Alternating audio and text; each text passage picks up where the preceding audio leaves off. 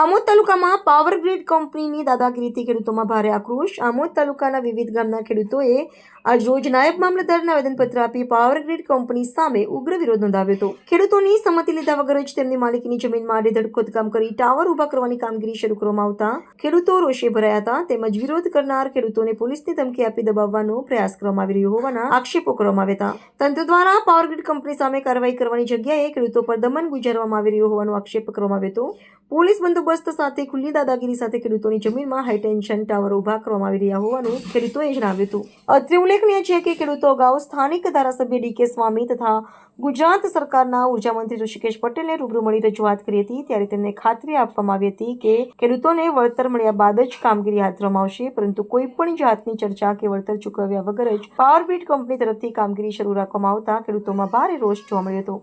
જેથી ખેડૂતોએ નાયબ મામલતદારને આવેદનપત્ર આપી તંત્રને સ્પષ્ટ ચેતવણી આપી હતી કે પાવર ગ્રીડ કંપની કામ બંધ નહીં કરે તો રસ્તા રોકો આંદોલન કરવામાં આવશે અને કોઈ અશાંતિ ફેલાશે તો તંત્રની જવાબદારી રહેશે। ત્યારે આવનારા દિવસોમાં ખેડૂતોનું આંદોલન વધુ વ્યાપક બનશે તેમ જણાઈ રહ્યું છે।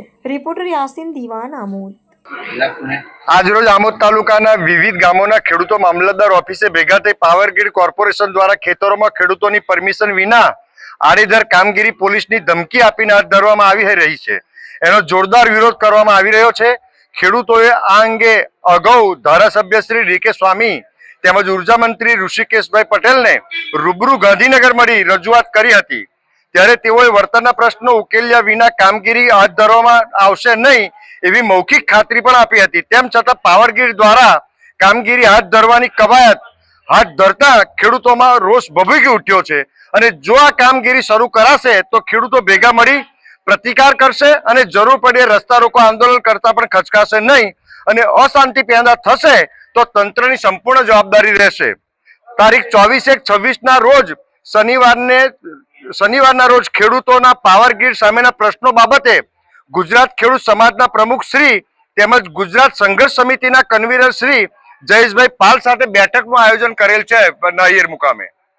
હઠીલા હનુમાનજી।